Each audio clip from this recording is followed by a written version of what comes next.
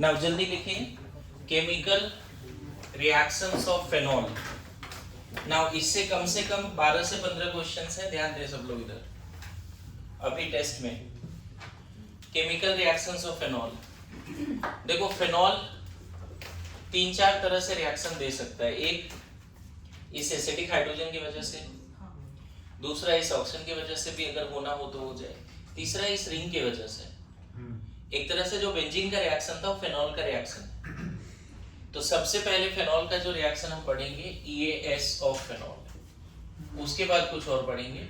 ये एनसीईआरटी बहुत पहले होमवर्क था ये पार्ट, आज इसको हम लोग अच्छे से समझ लेते हैं। तो सबसे पहला रिएक्शन, अगर फेनॉल को तुमने ब्रोमीन नॉन पोलर सॉल्वेंट में रिएक्शन कराया तो ऑर्थो पैरा वाला प्रोडक्ट मिलता है। पैरा वाला मेजर बोल दो, ठीक है। अब इसका मैकेनिज्म क्या है, Br प्लस बेंजीन पे आया। ये इसका मैकेनिज्म याद है, 30-40 टाइम्स डिस्कस किया था। बेंजीन का halogenation, sulphonation, nitration, feeder-craft alkylation, acylation, वही पार्ट है। इसी में बस एनसीईआरटी में ऐसा लिखा है कि ब्रोमीन वाटर है तो ट्राइब्रोमोफेनॉल बन जाता है, ट्राइब्रोमोफेनॉल बन जाता है। ये व्हाइट पीपीटी है शायद, ऐसा लिखा है। This is the also test for activated aromatic ring, white not yellow, ठीक है। अच्छा, इन दोनों में अंतर क्यों हुआ ऐसा समझो। नॉन पोलर सॉल्वेंट में Br प्लस बहुत फास्ट और जल्दी नहीं बनेगा, स्लो बनेगा। नॉन पोलर सॉल्वेंट में Br प्लस बहुत फास्ट और जल्दी नहीं बनेगा। लेकिन ब्रोमीन वाटर में ना बच्चे, वाटर एंड Br2 ये HOBr देता है, और ये ना कहीं Br प्लस देता है जल्दी से। क्या देता है ये? एग्रो अल्कीन में HOBr का एडिशन, OH माइनस और Br प्लस हुआ करता था, याद है। HOBr में इलेक्ट्रोफाइल Br प्लस है, H प्लस नहीं है, ये गलती होते हैं लोगों से, समझ में है। Br plus and OH minus, clear है। तो होता क्या है, अगर ब्रोमीन वाटर आप वहां यूज कर लो ना तो आपको Br प्लस का कॉन्सेंट्रेशन बहुत ज्यादा मिलता है। एंड कॉन्सेंट्रेशन अगर Br प्लस का ज्यादा है तो आपको तो पहले से पता है फेनॉल ने ऑर्थो पैरा पे नेगेटिव ला रखा है, हाईली एक्टिवेटेड रिंग है। This is highly activated ring ना, तो इसको एज इट इज याद रखना पड़ेगा आपको कि फेनॉल को अगर नॉन पोलर सॉल्वेंट हेलोजिनेशन कराओगे नॉन पोलर सॉल्वेंट में तो मोनो हेलोफेनॉल मिलेगा, ऑर्थो और पैरा वाला। लेकिन अगर ब्रोमीन वाटर से रिएक्शन कराओगे, ठीक है, तो एक तरह से ब्राउन कलर डिकलराइज भी हो जाएगा, but this is not test for unsaturation, this is test for aromaticity, activated ring. This is test for ये पीपीटी वाइट वाला कैसे पता चलता? ये जो बना प्रोडक्ट वही एनसीईआरटी में लिखा है कि व्हाइट पीपीटी है ना। तो ये test for activated aromatic ring, हाँ ऐसा बोल सकते हैं। एक बार एनसीईआरटी में देखो क्या लिखा है उसमें, टेस्ट फॉर फेनॉल भी बोल सकते हो, सही बात है। यहाँ पे ना जब फेनॉल का टेस्ट की बात आ रही है तो एक चीज यहाँ बता ही देता हूँ। मेन जो फेनॉल का टेस्ट है बच्चे, फेनॉल को जब FeCl3 से रिएक्शन कराते हैं तो वॉयलेट कलर ये आप रट लेगा। पता है यहाँ पे FeOPH3 ऐसा कुछ कॉम्प्लेक्स बनता है, मुझे एग्जैक्ट कॉम्प्लेक्स नहीं पता, लेकिन फेनॉल का टेस्ट में ये याद रख लेना। एक तो ब्रोमीन वाटर से रिएक्शन, और एक आप यहाँ पे, हाँ यहाँ पे लिखा है, स्पॉटलाइट में लिखा है मॉड्यूल में, phenol gives violet coloration with FeCl solution neutral due to formation of complex। बस इतना ही लिख दिया, कॉम्प्लेक्स बनता है। पता है अगर आपसे पूछा जाए इथेनॉल फेनॉल में अंतर कैसे करें, इथेनॉल फेनॉल में अंतर कैसे करें, तो नहीं, एक तो ये है कि FeCl3 से दोनों को रिएक्शन करा दो। एलिफेटिक अल्कोहल वॉयलेट कलर नहीं लाता। मान लो तुमसे बोला जाए एरोमेटिक अल्कोहल और एलिफेटिक अल्कोहल में कैसे अंतर करें, तो ये रिएजेंट रट्टा मारना पड़ेगा आपको। ये रिएजेंट की this reaction is used to differentiate between phenol and aliphatic alcohol. मतलब FeCl3 एक तो क्या है, एक तो ये रिएक्शन भी है बच्चे, नो डाउट, फेनॉल को अगर आपने ब्रोमीन वाटर से रिएक्शन कराया तो व्हाइट प्रेसिपिटेट मिलेगा, और पता चला ये रिएक्ट भी नहीं कर रहा है। अरे बोलो, यहाँ नो रिएक्शन, यहाँ व्हाइट पीपीटी, ट्राइब्रोमोफेनॉल। दो तरह से आप डिस्टिंग्विश कर सकते हो aromatic alcohol, that is phenol, FeCl3 से वॉयलेट कलर देता है, एक कॉम्प्लेक्स कंपाउंड बनाता है जिसका वॉयलेट कलर होता है। समझ गए? Due to formation of complex compound, but ethanol is not going to react with FeCl3 and form violet colour. React करता भी वॉयलेट नहीं होगा। उसी तरह फेनॉल जो है ब्रोमीन वाटर से रिएक्ट करके ट्राइब्रोमोफेनॉल देता है, that is mechanism is what? EAS। EAS बार बार समझाने की जरूरत है या बेंजीन वाले रिएक्शंस याद है? पता है एक और यहाँ पे अच्छी बात क्या है कि ब्रोमीन को वहां पे जब बेंजीन का ब्रोमिनेशन कराते थे तो लेविस एसिड कैटलिस्ट का जरूरत पड़ता था, फिनॉल की जरूरत नहीं है। यहाँ जरूरत नहीं पड़ेगा। ये भी बात समझाया था कि एक्टिवेटेड रिंग में पता चला कैटलिस्ट की जरूरत नहीं है। फेनॉल अपने आप औकात रखता है Br2 को Br+ और Br- में तोड़ने का। अच्छा, HOBr में तो Br+ उसको परोस के मिल रहा है कि ले जाओ। ब्रोमीन वाटर में अच्छी बात क्या है, फेनॉल को भी एफर्ट नहीं लगाना, Br+ मिल रहा है पोलर सॉल्वेंट में। यहाँ तक समझ गए सब लोग? बोलो सब लोग ओके?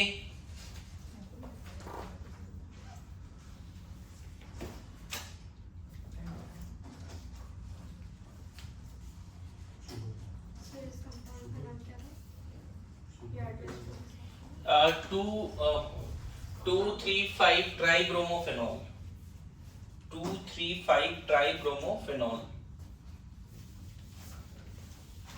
ठीक है, यहां तक समझ गए सब लोग? मैं फिर से यहाँ पे क्या डिस्टिंग्विश किया बच्चे? एरोमेटिक अल्कोहल, एलिफेटिक अल्कोहल को कैसे पता करें? तो FeCl3 से या फिर ब्रोमीन वाटर से भी कर सकते हैं। ठीक है, now phenol gives nitration also, लिख लो। Second part, nitration of phenol.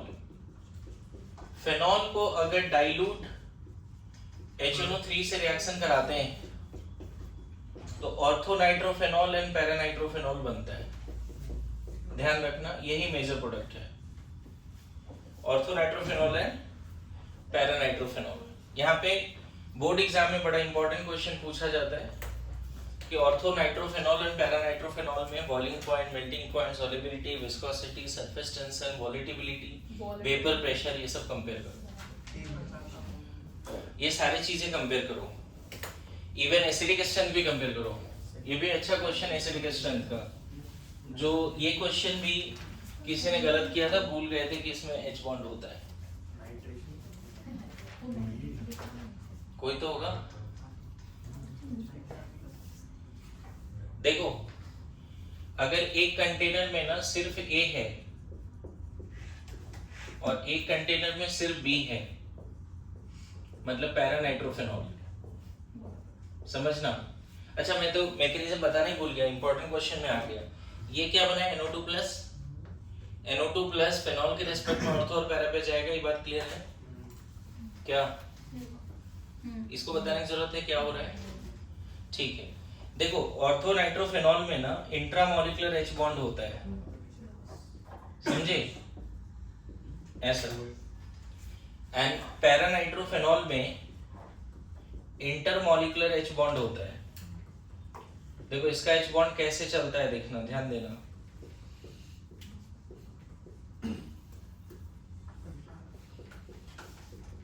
देखो ऐसा H बॉन्ड है, दो मॉलिक्यूल जुड़ते हैं, ऐसे लॉन्ग रेंज नेटवर्क बनेगा। उसमें चिलेशन लिख सकते हैं डायरेक्टली। हाँ, ये चिलेशन बोल सकते हो। यहाँ पे इंटर है, यहाँ इंट्रा है। तो पता है यही A है। इस तरह का दो A अगर पास में है तो दोनों में H बॉन्ड तो बना नहीं। हाँ। लेकिन ये पूरा पार्ट B है और ये B है, तो दो B जुड़ा है किससे? H बॉन्ड से। ये इस तरह का दो डायग्राम बना लो बैक टू बैक, लगता है उसमें अब H बॉन्ड की संभावना है? बोलो, H बॉन्ड की संभावना, ऐसा लगता है क्या? नहीं ना, तो बोला जाता है द मॉलिक्यूल, यहाँ पे ऑर्थोनाइट्रोफेनॉल के बीच में लॉन्ग रेंज एसोसिएशन नहीं है, they have just weak dipole dipole force of attraction. Orthonitrophenol के आपस में within the molecule H bond है, बिटवीन नहीं है। मेरे बात समझो, जैसे मान लो अगर ये सारे लोग ऑर्थोनाइट्रोफेनॉल हैं तो इन लोगों के बीच में किसी तरह का एच बॉन्ड नहीं है, इसने आपस में एच बॉन्ड बना रखा है, उसने आपस में एच बॉन्ड बना रखा है। मेरी बात समझ में आ रहा है? और ये सब मान लो पैरानाइट्रोफेनॉल है तो सबके बीच में मतलब सब एक दूसरे के हाथ पकड़ के बैठे हैं ऐसे। मेरी बात समझ में आ रहा है? यहाँ पे लॉन्ग रेंज एसोसिएशन है, क्लियर है? यहाँ पे लॉन्ग रेंज एसोसिएशन नहीं है। अब बताओ अगर इसको हीट करेंगे तो किसका वेपर जल्दी बनेगा, कौन पहले बॉईल होगा? इसको वेपर, लिक्विड से वेपर में जाने के लिए इसको क्या कोई एच बॉन्ड तोड़ना है? इसको एच बॉन्ड नहीं तोड़ना, आपस का बिना एच बॉन्ड तोड़े भी जा सकता है ना, वो इस फॉर्म में चला जाएगा। मेरी बात आ रही समझ में? तो यहाँ पे अगर मैं बात करूं बॉइलिंग पॉइंट का तो बी का ज्यादा होगा ए से, है ना? मेल्टिंग पॉइंट बी का ज्यादा होगा ए से। Solubility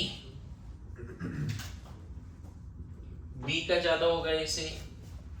surface tension, the molecule which are viscosity,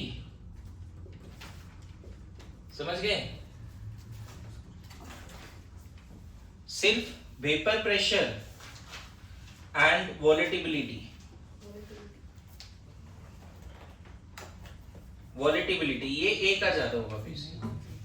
ऑर्थोनाइट्रोफेनॉल is more volatile. अच्छा एक और बड़ा अच्छा क्वेश्चन, एसिडिक स्ट्रेंथ बी का ज्यादा होगा इससे, क्योंकि जो हाइड्रोजन एसिडिक है उसने H बॉन्ड बना रखा है, जिसको H+ के फॉर्म में निकालने में थोड़ा दिक्कत आएगी। मेरी बात आ रही समझ में? बोर्ड एग्जाम में यहाँ से डेफिनेटली क्वेश्चन आता है बच्चे, है ना, 12th बोर्ड में। और वहां पे लिख के आना है कि orthonitrophenol is having intramolecular H bond within the molecule, so between orthonitrophenols there is no H bond, there is just weak van der Waals force between the molecule of orthonitrophenol, whereas paranitrophenol is having intermolecular H bond. That means all molecules are associated with strong force of attraction, long range association है, so their melting point, boiling point, solubility, viscosity, surface tension, everything is more than paranitrophenol. paranitrophenol कहाँ बाजी मार जा रहा है? ज्यादा volatile है, तो उसकी सेम टेम्परेचर पे वेपर प्रेशर, इन दोनों में इसकी ज्यादा वेपर बनेगी। ऑर्थोनाइट्रोफेनॉल का वेपर प्रेशर ज्यादा होगा पैरानाइट्रोफेनॉल से। क्लियर हुआ? और एक एसिडिक स्ट्रेंथ का भी अच्छा सवाल हो गया, है ना? लिखो लिखो, आदत डालो लिखने की। सर एसिडिक स्ट्रेंथ में आज तक बहुत ज्यादा डिफरेंस नहीं, एक का पीके लेकिन आएगा तो यही बोलना कि ये स्ट्रॉन्ग एसिडिक है, ये वीक। ये आया हुआ क्वेश्चन है बच्चा, इसको याद रखना। ये GOC 2 में एक्सेप्शन था और GOC 1 में सॉरी GOC 1 में एक्सेप्शन था। Surface tension, surface tension, viscosity, vapour pressure, बातें नहीं, बातें नहीं, बातें नहीं।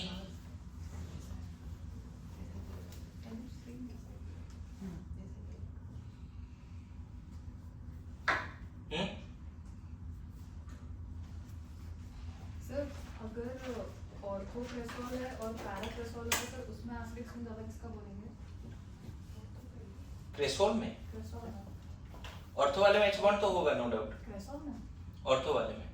प्रेसोल में सर CH3 क्रेसोल बोल रहे हो ना? नहीं नहीं नहीं, OCH3 होगा तब, सॉरी, ना ना OCH3 होगा तब H बॉन्ड होगा।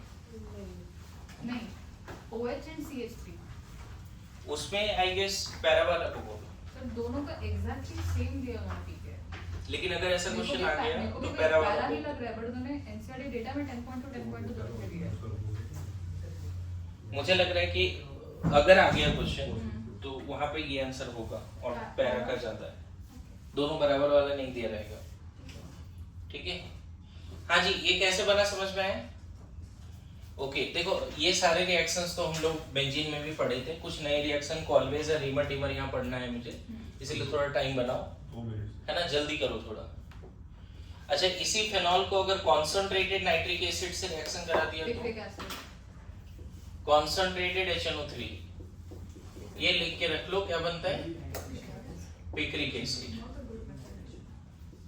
ध्यान रखना कि कॉन्सेंट्रेटेड HNO3 मतलब NO2 प्लस बहुत सारे, और ये एक्टिवेटेड रिंग है तो हर जगह पे NO2 प्लस जुड़ जाएगा, हर जगह पे NO2 प्लस जुड़ जाएगा। तू लिख नहीं रहा है, ब्रेक मत ले, लिख अच्छे से, बाद में यही याद करेगा। सर अगर एसिडिक स्ट्रेंथ ऑर्थो मेटा और पैरा तीनों क्रेसॉल का कंपेयर करना है तो किसके साथ बोलेंगे? सबसे ज्यादा तो फेनॉल ही बोल दो, फिर मेटा बोल दो, फिर नहीं फिनॉल के साथ नहीं, सिर्फ क्रेसॉल्स। हाँ वही बोल रहा हूँ, मेटा मतलब इन तीनों में मेटा पैरा ऑर्थो, मेटा वाला सबसे ज्यादा, क्यों प्लस एच नहीं लगेगा। देखो वो क्वेश्चंस तुम लोग अलग से करना, वो GOC 1 का पार्ट है, उसका कंसेप्ट एसिडिक स्ट्रेंथ का अलग से होता है, अभी उसको नहीं डिस्कस करते।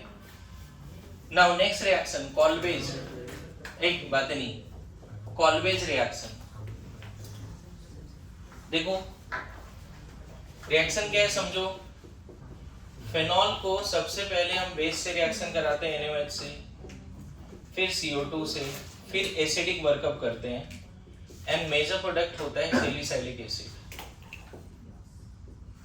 ये है कॉल्वेज रिएक्शन। इसका मैं मैकेनिज्म भी डिस्कस करूंगा, कैसे हो रहा है रिएक्शन, सब कुछ बताने वाला हूँ, ठीक है।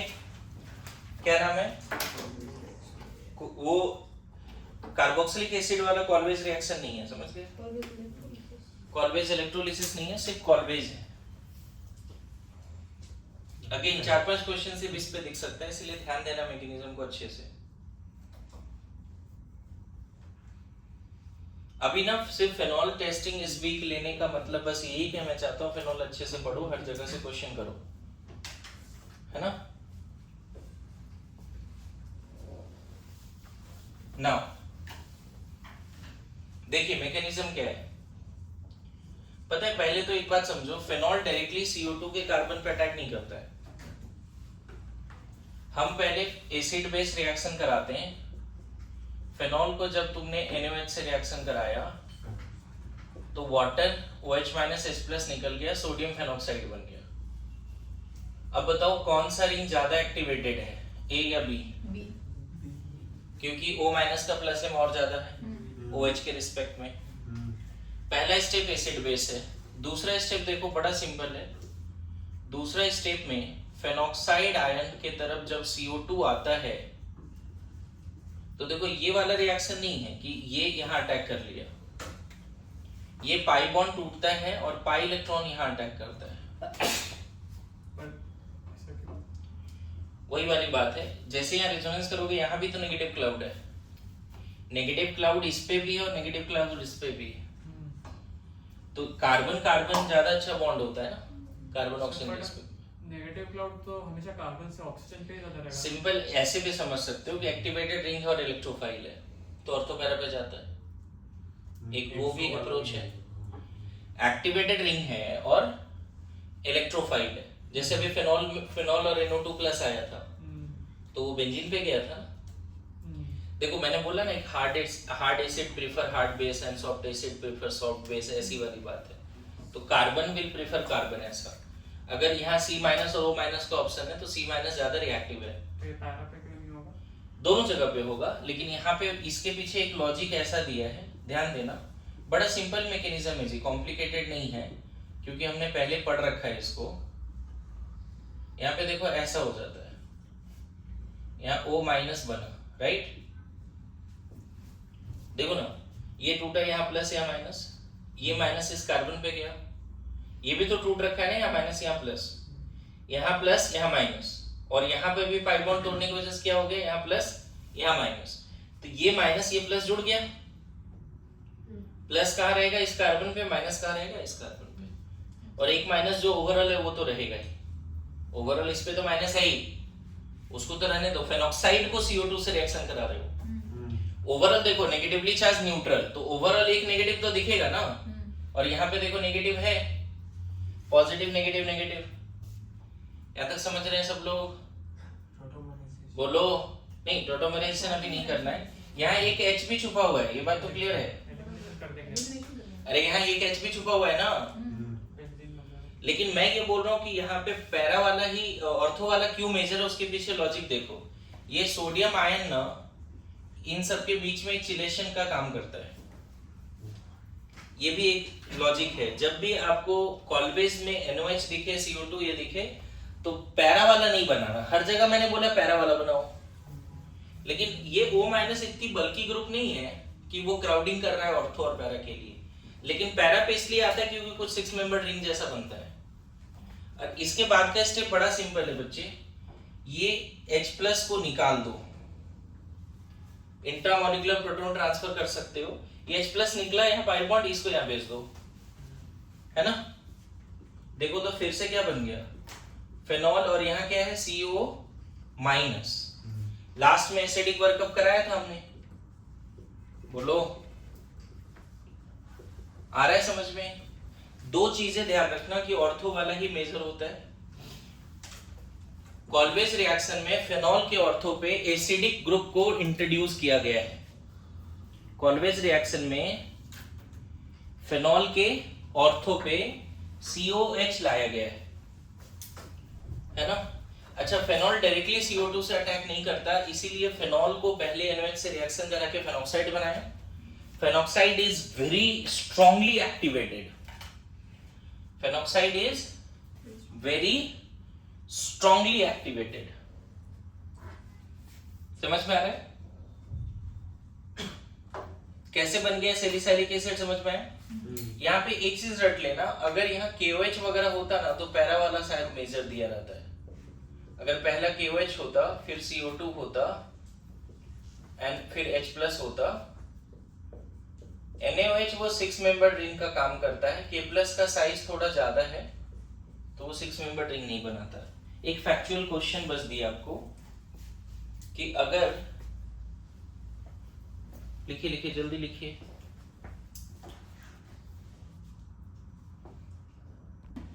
ओके। इसमें नेक्स्ट रिएक्शन इसी में अगर CCl4 से रिएक्शन कराते ना यहाँ पे, तो चीजें देखो क्या बदल जाती है। नहीं, मैं ये सैलिसाइलिक एसिड का ही बात कर रहा हूँ। अगर इसमें पहले NOH रहता ना, ध्यान दे, NaOH, फिर CCl4, फिर NaOH, लास्ट में एसिडिक वर्कअप, क्या बनने वाला है थोड़ा ध्यान देना। यहाँ पे लिख रहा हूँ, पहले स्टेप में कोई अंतर नहीं बच्चे, फेनॉल है और NaOH है, पहले स्टेप में कोई अंतर नहीं है। क्या बनेगा बताओ? Acid base reaction. ये जो CCl4 है ना बच्चे, वो एक तरह से न्यूट्रल इलेक्ट्रोफाइल का काम करेगा, जैसे CO2 में कार्बन इलेक्ट्रोफाइल था। देखो ये बॉन्ड टूटा और ये इस पे अटैक कर गया। देखो तो मैकेनिज्म समझ में आ रहा है?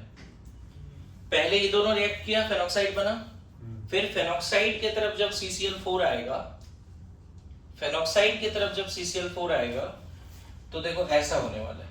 पहले ये टूटा एक, यहाँ प्लस या माइनस, ये माइनस इस पे गया, ये 2, फिर ये टूटा, सब साथ में ऐसा। तो यहाँ क्या लग गया बताओ तो? क्या लग गया? यहाँ O-, यहाँ प्लस, यहाँ H और यहाँ CCl3। बोलो एग्री? CCl3 सुनो, अगर यहाँ डीप्रोटोनेशन कर दिए तो डीप्रोटोनेशन क्या बन गया? OH and CCl3। एक मिनट, हाँ ठीक है, कोई दिक्कत नहीं, कोई कंफ्यूजन यहाँ तक? कोई कंफ्यूजन? अब देखो फिर से NOH है, बेंजाइल कार्बन पे 3 बार SN2 कराओ, sp3 कार्बन है, एक OH आया, Cl हटाया, दूसरा OH- आया, Cl हटाया, तीसरा OH- आया, Cl हटाया। यहाँ पे क्या होने वाला है समझ गए? NaOH 3 मोल, -3 मोल NaCl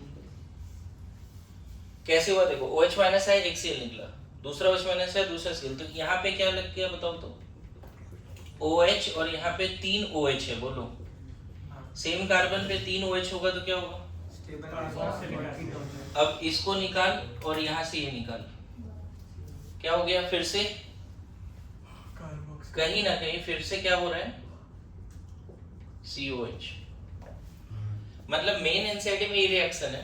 सर इसमें एसिडिक वर्कअप की क्या जरूरत है? मीडियम जैसे ओवरऑल तो बेसिक ही है ना लास्ट तक में, मतलब ये बेस अगर बच गया तो यहाँ माइनस ही आएगा ना लास्ट में, बेस बचा हुआ है ना, ये बेस एक्सेस में डाल रहे हैं सेट टू कराने के लिए, तो वो एसिडिक हाइड्रोजन से भी तो रिएक्ट कर सर वो जाएगा। एसिडिक वर्कअप मैकेनिज्म का पार्ट नहीं है ना वो? नहीं मैकेनिज्म मीडियम मीडियम का पार्ट। लास्ट में ये, तो देखो पहला स्टेप फिर से सिंपल है, फेनॉल और NaOH acid base reaction, phenoxide ion, phenoxide ions की तरफ जब CCl4 गया तो CCl4 न्यूट्रल इलेक्ट्रोफाइल बन गया, just like CO2 neutral electrophile बना था, है ना। ये पार्ट ना बच्चे मैंने होमवर्क कब दिया हुआ है पता है, जब EAS पढ़ाया था बेंजीन का, उस समय मैं बोला था क्लोरोबेंजीन का सारा रिएक्शन लिखो, फेनॉल का लिखो, एरोमेटिक ईथर का लिखो, सारे पार्ट डिस्कशन का है, राइट। आगे बढ़े, 2 मिनट सर। इसमें दोनों प्रोडक्ट लिखना है, ऑर्थो पैरा वाला दोनों, और यहाँ पैरा वाला भी मेजर बोल सकते हो, क्योंकि यहाँ 6 मेंबर रिंग बनने का ऐसा पॉसिबिलिटी जरूरी नहीं है कि आप 6 मेंबर रिंग बनाएंगे। देखो तो ये दिया हुआ है क्या मॉड्यूल में रिएक्शन, एनीबॉडी, CCl4 के साथ दिया है क्या? CCl4 and KOH हाँ, मेजर क्या बनाया बस, सैलिसिलिक एसिड। मतलब ऑर्थो वाला ही बनाया, राइट। ऐसा कुछ रीजन नहीं दिया, बस ऑर्थो वाला बता दिया।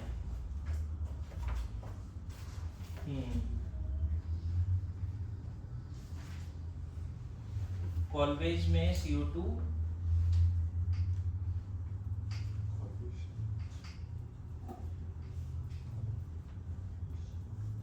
ठीक है।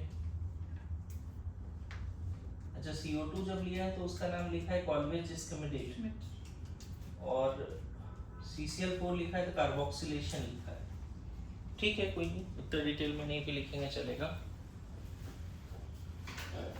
कौन कौन सा पार्ट है इसमें पता है, पूरा यहाँ से यहाँ पहुँचने में एक रिएक्शन नहीं है, देख, एसिड बेस, फिर यहाँ से यहाँ तक में क्या है, इलेक्ट्रोफिलिक सब्स्टिट्यूशन, फिर SN2 3 बार।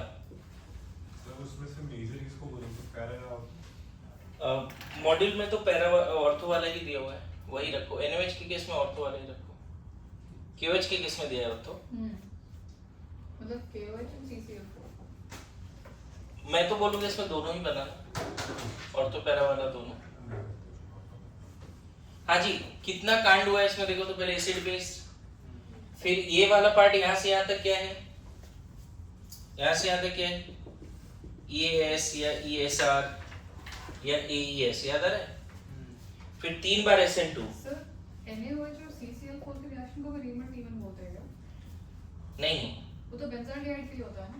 हाँ मतलब वो फिनॉल और रीमर है, वो अभी पढ़ाने वाला हूँ। पर इन्होंने मॉड्यूल में उसी के साथ दिया, मतलब मैं समझ गया, उसमें ये बोला होगा कि क्लोरोफॉर्म के जगह पे CCl4 यूज करो तो बेंजाल्डिहाइड नहीं बन के सैलिसिलिक एसिड बनेगा, ऐसा लिखा होगा।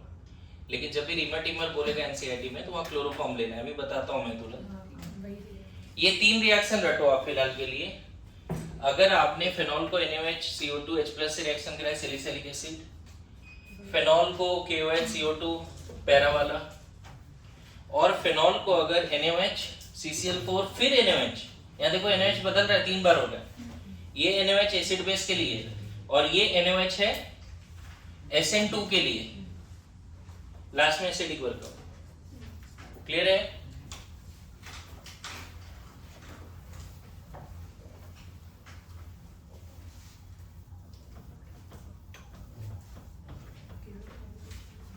देखो now next reaction, reamer reaction. क्या है spelling? REI MER, reamer TIEM AMM reaction. Mechanism भी बताता हूँ। ये जेई एडवांस में एक बार तो पैराग्राफ में आ गया था, 3 क्वेश्चन एक साथ, 12 मार्क्स, 12 मार्क्स।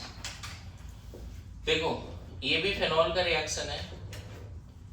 फेनॉल को पहले NaOH से रिएक्शन कराते हैं, NaOH और क्लोरोफॉर्म दोनों साथ में हैं, फिर NaOH है एंड लास्ट में एसिडिक वर्कअप है और ये बन जाता है सैलिसल्डिहाइड,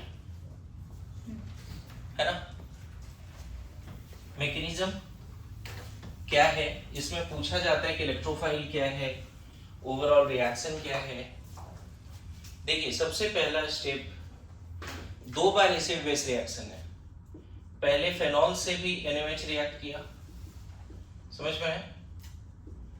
क्या हो जाएगा, फेनॉल से रिएक्ट होगा NaOH का तो सोडियम फेनॉक्साइड एंड वाटर, बोलो सोडियम फेनॉक्साइड एंड वाटर। पता है क्लोरोफॉर्म में भी जो हाइड्रोजन है एसिडिक होता है। तो देखो ये एक यूनिक एग्जांपल है जिसमें 1-1 एलिमिनेशन होता है। ध्यान दीजिए सब लोग, इधर लिखने पे ध्यान मत रखिए, टाइम दूंगा, इंपॉर्टेंट पार्ट है। कार्बन बनेगा। हाँ ये इससे H+ निकाला, समझो यहाँ से H+ निकाला, ठीक है, यहाँ नेगेटिव आया, उसने इसको छोड़ दिया ऐसा। मतलब इस कार्बन पे 2 बार हेट्रोलिसिस हो रहा है, H+ निकल रहा है तो ये वाला सिग्मा इलेक्ट्रॉन कार्बन की तरफ गया और ये सिग्मा इलेक्ट्रॉन क्लोरीन लेके गया। ध्यान रखना इस हेट्रोलिसिस के वजह से नेगेटिव और इस हेट्रोलिसिस के तो कार्बन पे कोई चार्ज नहीं होगा। This is the example of 1-1 elimination. 1-1 elimination, पता है कार्बन पे ऐसा बन जाएगा, OH- वाटर बन गया और Cl- भी निकला ऐसा। मतलब पहला स्टेप क्या है, फेनॉल से फेनॉक्साइड और क्लोरोफॉर्म से कार्बीन। ये सेम, मतलब ये सारा रिएजेंट जो दिख रहा है एक तरह से समझो यहाँ कार्बीन ही उसको परोसा जा रहा है फेनॉल को, लेकिन कार्बीन बेसिक मीडियम में ऐसा। समझ में आ रहा है? 1-1 एलिमिनेशन ज्यादा नहीं पढ़ा हमने, पहला एग्जांपल है। क्लोरोफॉर्म का हाइड्रोजन एसिडिक होता है। देखो होता है कि जब H+ निकाल दोगे ना तो कार्बन पे नेगेटिव आएगा। अब ऐसा देखा गया है बच्चे कि कार्बन पे नेगेटिव एंड लिविंग ग्रुप दोनों साथ में एग्जिस्ट नहीं करता, नेगेटिव भी है लिविंग ग्रुप भी, तो ये तुरंत क्या करता है, लिविंग ग्रुप को निकाल देता है। अब कार्बिन यहाँ रिएक्शन इंटरमीडिएट है। कार्बिन का अगर किसी को स्ट्रक्चर यहाँ पे जानना है तो ये सिंगलेट कार्बिन है, ट्रिपलेट कार्बिन नहीं है। 2 हेट्रोलिसिस से सिंगलेट कार्बिन बनता है, 2 होमोलिसिस से ट्रिपलेट कार्बिन बनता है, ऐसा याद रखना। ध्यान रखो क्या क्या बन के तैयार हो गया, फेनॉक्साइड आयन एंड कार्बिन। बाकी सब स्टेबल, वाटर बना स्टेबल है, Cl- Na+ साथ रह लेगा, स्टेबल है। मेरे बात समझ रहे हो? इसके बाद का स्टेप जो है ना वो ESR है। अब फेनॉक्साइड जो है एक्टिवेटेड रिंग है। फेनॉक्साइड क्या है, एक्टिवेटेड रिंग है, और कार्बिन एक न्यूट्रल इलेक्ट्रोफाइल है। देखो उसके लोन पेयर जरूर है बच्चे, लेकिन वो है इलेक्ट्रोफाइल, न्यूक्लियोफाइल नहीं है, क्योंकि कार्बिन के पास 6 इलेक्ट्रॉन है। कितने हैं? Neutral electrophile. अब देखो स्टेप्स क्या है, ये बॉन्ड पहले तोड़ो, इसको यहां भेजो, ये स्टेप्स है। ये बॉन्ड टूटा, यहाँ नेगेटिव, यहाँ पॉजिटिव, यहाँ नेगेटिव, ये नेगेटिव इस पे जुड़ गया, क्या बन जाएगा देखना, ध्यान देना। यहाँ पे O-, यहाँ प्लस, यहाँ एक H ऑलरेडी है, यहाँ CCl2- बनेगा। ये CCl2- कैसे बन गया जी? यहाँ पे कार्बन तो न्यूट्रल था, उसने एक इलेक्ट्रॉन पेयर लिया, इस कार्बन पे नेगेटिव था तो इस कार्बन पे नेगेटिव आ गया। ये लोन पेयर तो एज इट इज है ना, सिग्मा डोनर, ये एक्सेप्टर एटम हो गया ना, न्यूट्रल एटम इज एक्सेप्टर, तो उस पे नेगेटिव आएगा, और डोनर ऑलरेडी नेगेटिवली चार्ज है तो वो न्यूट्रल हो जाएगा। बोलो, ध्यान रखना। इसके बाद इंट्रामोलिकुलर प्रोटॉन ट्रांसफर, आपस में इस H+ को निकालो और इसको यही कार्बन को दे दो, मैं बताऊं एनसीईआरटी में, अगर आपके पास एनसीईआरटी है तो आप देखना कि बीच का इतना स्टेप गायब कर दिया उसने, डायरेक्ट ये लिखा है कि ये बना है और इसको एज एन इंटरमीडिएट लिखा है एनसीईआरटी में। फिर CH Cl2 होगा ना? हाँ, वहां पे लिखा है क्या, ये इंटरमीडिएट है। अब देखो एनसीईआरटी अगर है तो मतलब ये सारे स्टेप्स गायब कर दिया। तो कोई पूछे रीमर टीमर रिएक्शन में इलेक्ट्रोफाइल क्या है, सिंगलेट कार्बिन, डाइक्लोरो कार्बिन।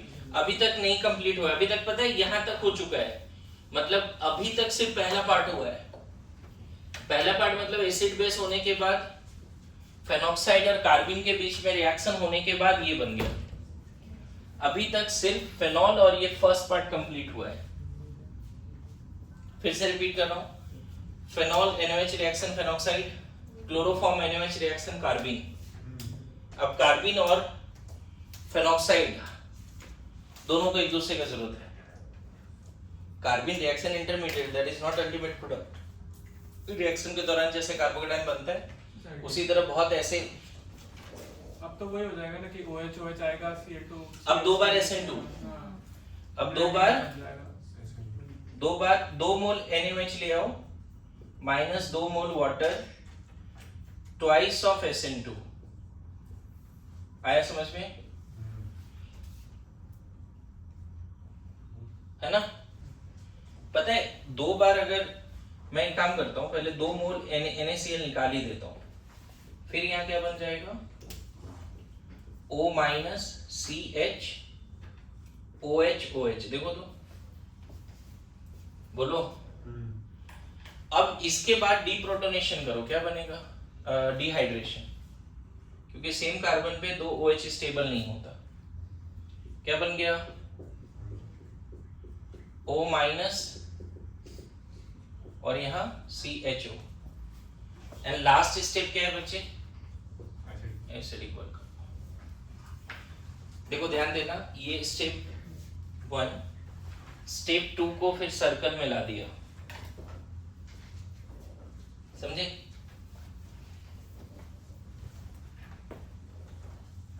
क्लियर हो रहा है जी?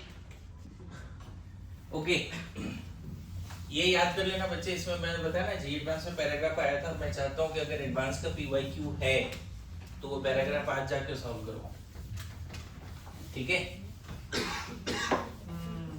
ओके, कुछ और रिएक्शन देखो क्या है यहाँ पे। जैसे फेनॉल को जिंक डस्ट से रिएक्शन कराओगे ना तो बेंजीन बन जाता है, ZNO बन जाता है। अच्छा, फेनॉल को अगर H2Cr2O7 या Na2Cr2O7 या HCrO4 के साथ हीट करते हैं तो ऑक्सीडाइज हो जाता है फेनॉल, ऐसा कुछ बन जाता है। ये भी एनसीईआरटी में दिया हुआ है। फेनॉल बनाया नहीं आपने, बेंजीन बना दिया। बेंजीन बनाया। हाँ, फेनॉल लिख लेना, फेनॉल लिख लेना। इसका नाम बेंजोक्विनोन है ना? एसिडिक मीडियम में है ये। 2-3 रिएक्शन एक्स्ट्रा है जो याद करना चाहिए आपको, ठीक है? अच्छा, मैं बताऊं एनसीईआरटी मॉड्यूल में फेनॉल का फिडलक्राफ्ट वगैरह भी दिया हुआ है, लेकिन एनसीईआरटी में नहीं है तो उसको हटा देते हैं, चलेगा? फेनॉल का केमिकल रिएक्शन में इतना काफी होगा, इससे ज्यादा जरूरत नहीं, ठीक है? अगर तूने अच्छे से याद करके रखा है तो हो सकता है उस दिन अच्छे मार्क्स आ जाए, 150-60 तक आ जाए एसआरजी वाले टेस्ट। और मैं चाहता हूँ सब लोग पेपर देखो, क्योंकि सब लोग पढ़ के जा रहे हो ना, अभी यही टॉपिक आ रहा है, तो टैब टेस्ट के साथ साथ सब लोग एसआरजी वाले पेपर भी देखो। कौन से दिन से? इस बार फ्राइडे या सैटरडे होगा, है ना? टैब टेस्ट भी इस बार सैटरडे ही होगा। सैटरडे होता है ना तुम लोगों का? फ्राइडे को होता है। तो फ्राइडे ही होगा। डन?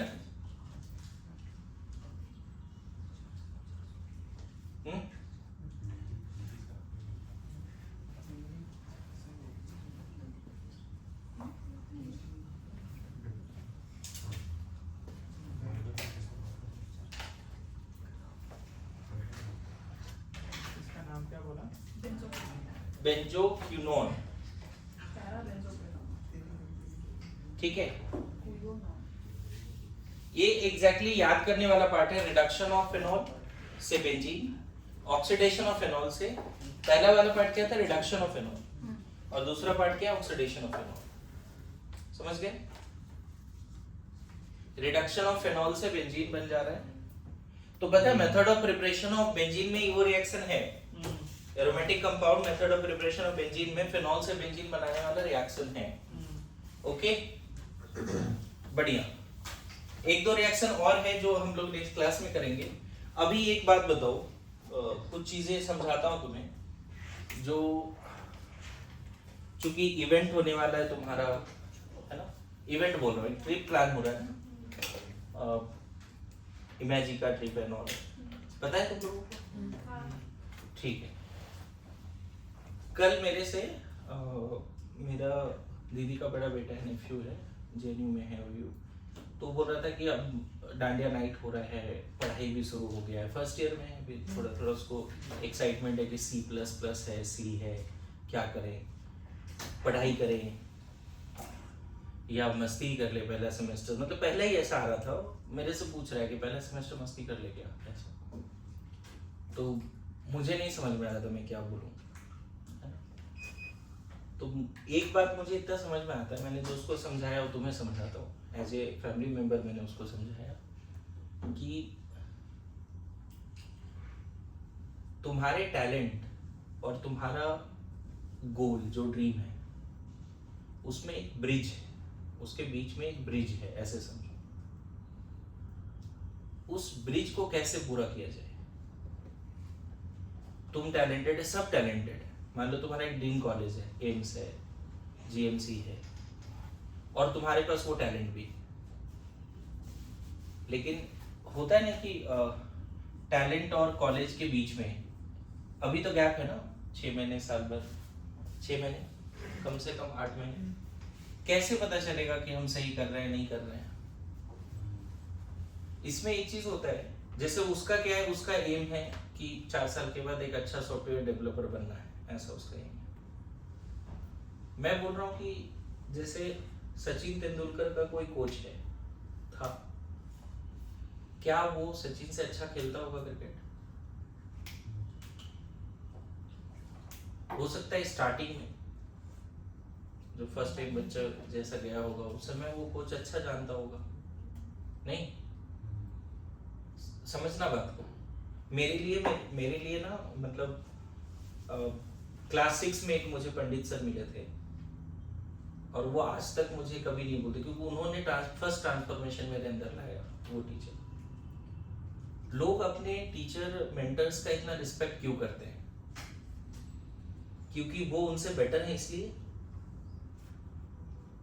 अच्छा, सक्सेसफुल है विराट कोहली, तब भी वो अपने मेंटर के सामने झुकता है, सचिन भी झुकता है, अच्छे अच्छे लोग भी। क्या रीजन है? वो तो उससे बेटर है नहीं, ना पैसे में ना स्किल में, फिर भी ऐसा क्यों होता है बताओ? उन्होंने उनमें वो टैलेंट को जगाया, वो ट्रांसफॉर्मेशन का, इसलिए। देखो, कोच का एक ही काम होता है, मुझे जैसा लगता है, तुम टैलेंटेड हो और तुम कहां तक जा सकते हो, है ना? ये कोच का काम नहीं है। कोच नहीं पहुंचाते कि तुम सचिन बन जाओगे, तुम एम चले जाओगे, ऐसा कोई काम नहीं है। लेकिन मैं बताऊं, इस ब्रिज को पूरा करने के लिए जो सबसे इंपॉर्टेंट पार्ट है, सब लोगों ने सुना होगा, इस ब्रिज को पूरा करने के लिए सबसे इंपॉर्टेंट पार्ट है तुम्हारा सेल्फ डिसिप्लिन। सेल्फ डिसिप्लिन ही वो ब्रिज है जो तुम्हारे टैलेंट को गोल तक लेके जाता है।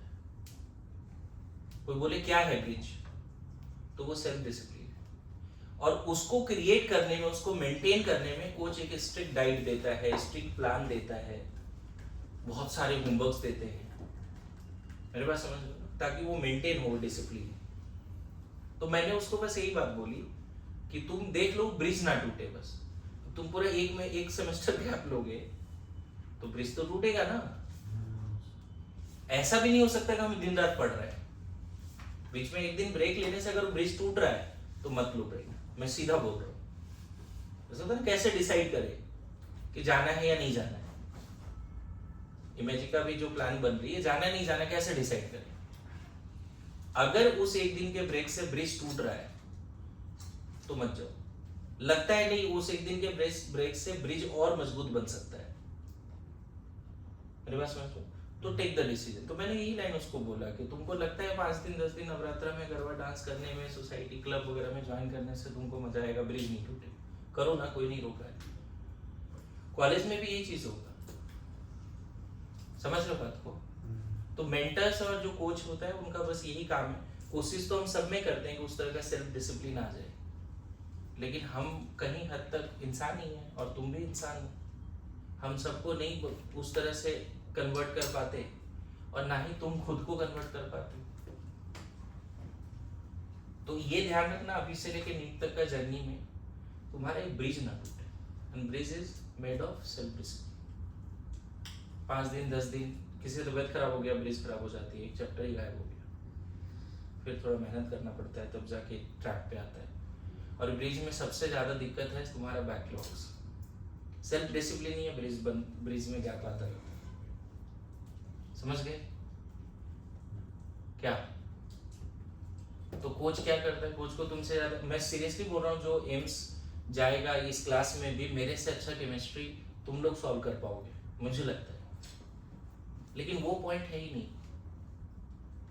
पॉइंट है कि मैं तुम्हें जितना हेल्प कर सकता हूँ डिसिप्लिन में रखने में, उतना तुम खुद को नहीं रख सकते, तुम डाइवर्ट हो जाओगे, इधर उधर चले जाओगे, क्योंकि तुम्हें पता है कि 15 साल से मैंने ऐसे ब्रेन को नर्चर किया है जो दिखता है कि हाँ ये सही डायरेक्शन में चल रहा है, ये नहीं चल रहा है, तो उसको बार बार पोक करते हैं कि देखो गलत हो रहा है, डिसिप्लिन में आ जाओ, गड़बड़ हो रही है। और तुम लोग का कभी कभी ऐसा होता है कि किसी टेस्ट में कम आया ज्यादा है, उसके बेसिस पर डिसीजन हो जाता है, मेरा वैसा नहीं है, मुझे पता है डायरेक्शन अच्छा है तो होगा ही सिलेक्शन, और अच्छा सिलेक्शन होगा, ठीक है। तो क्या नहीं तोड़ने देना है, ब्रिज। ब्रिज किससे बना है, सेल्फ डिसिप्लिन। इसको मेंटेन करना है, okay, thank you so much. और लास्ट में क्या था, हाँ एक लाइन तो बोल सकते हैं ना, क्या था कि वो नहीं बोलना ही है मेरे को, कुछ क्या था, कुछ तूफान आता है तबाही मचाने के लिए नहीं, रास्ता खाली करने के लिए, हाँ। लास्ट में ये बोलना चाहता हूँ, नहीं हो पा रहा है, चलो तुम एक बार बता दो, मैं बोल दूंगा पक्का। क्या था जी, कुछ तूफान रास्ते बिगाड़ने के लिए नहीं, साफ करने के लिए। हाँ कुछ हाँ ये सही लग रहा है, कुछ तूफान रास्ते बिगाड़ने के लिए नहीं आते, रास्ते खाली करने के लिए आते हैं।